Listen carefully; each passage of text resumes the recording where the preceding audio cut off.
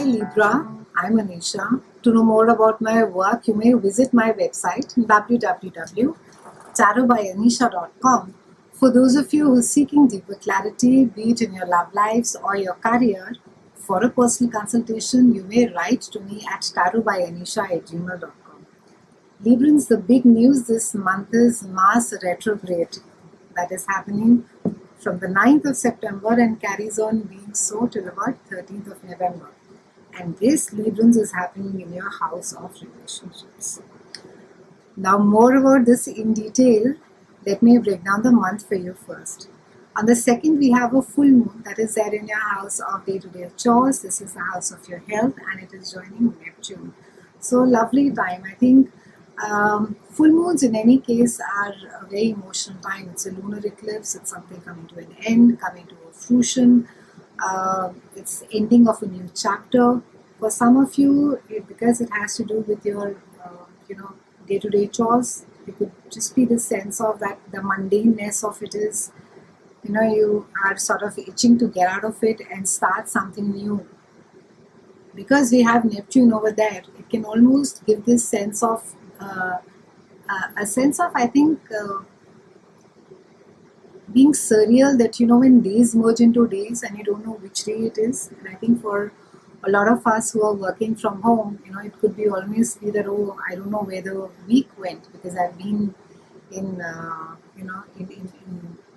video calls the entire day. So try and sort of have a sense of being more organized where your day-to-day chores are, be more particular. In fact, try and journal as to what is it that you're eating.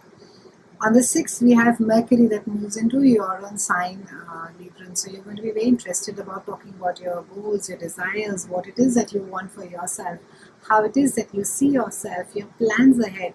And Mercury is going to be giving you that articulation, that ability to convince others into buying into your dreams as well. We have Venus, your ruling planet, on the 7th that moves into your house of friendships. Now this is a lovely placement for Venus. It can be for some of you that, in any case with the social distancing and all, one is not predicting some great parties or great get-togethers, but I think online a lot of you will get together with like-minded people. You will find your own tribe. For some of you, it also means someone whom you loved comes back from the past. It could be almost be meeting an ex, someone you were very fond of, and you come in contact with that person again. On the 9th, we have Mars that goes retrograde till November 13th into your house of relationships, Librans. This is the house that you rules and you're all about relationships. Now Mars and Venus retrogrades traditionally by all astrologers are defined as the time which really affect our personal relationships a lot, because Mars being the ultimate warrior planet and Venus being the ultimate feminine planet, and they sort of completely rule our emotions.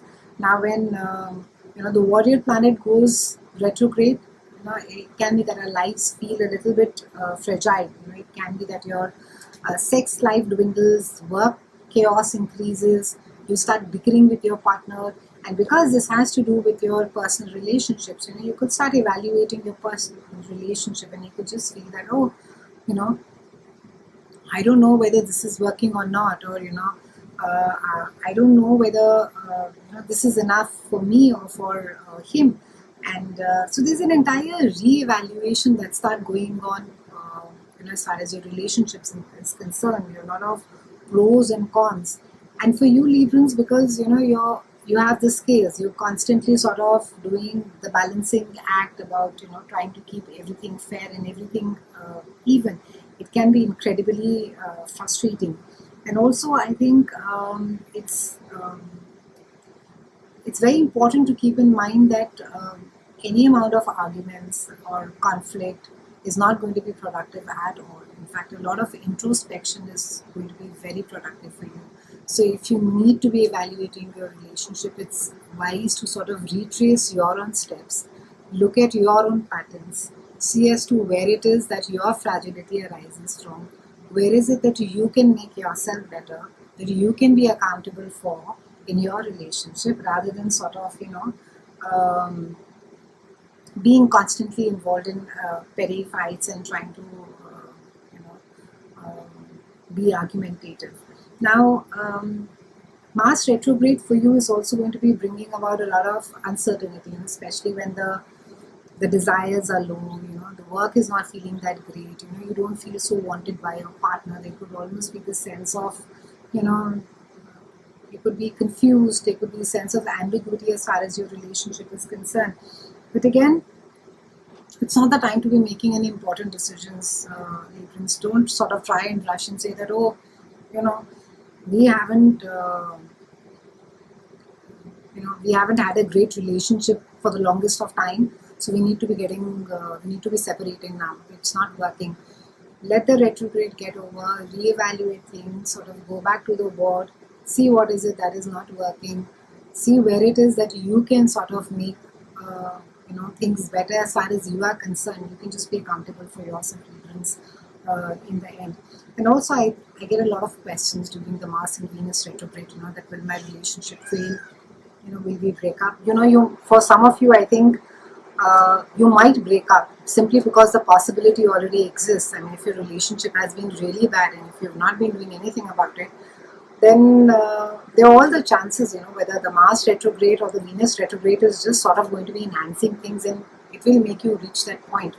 However, it's a good time to be, taking a pause, taking a step back, giving your partner some space, taking that space. And also, I think you need to know if the relationship ultimately does break, it is something that was, not working out eventually for you.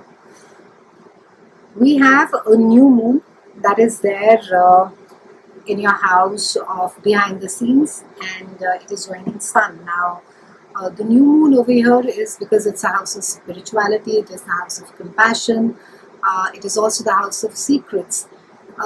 This will bring about a newer sense of awakening in most of you. I think some of you may be more attuned towards learning astrology, tarot, delve more deeper into the esoteric things. Some of you will strengthen your faith more. Maybe you'll get more drawn to praying. Maybe there will be more awakening of the the higher consciousness that is there. On the 23rd, we have Sun that moves into your own house, Librans, and you're getting ready for your birthday. So again, it's a time, end of the month, you're going to be evaluating your goals, your desires, what it is that you want out of life, where it is that you see yourself. And astrologically, this is a new year for you, Librans. You get to get back to the board, get your resolutions in place, and again restart, things that have not worked before, learn from them, see where it is that you can sort of make the changes, where it is that you can work hard, you can improve them better.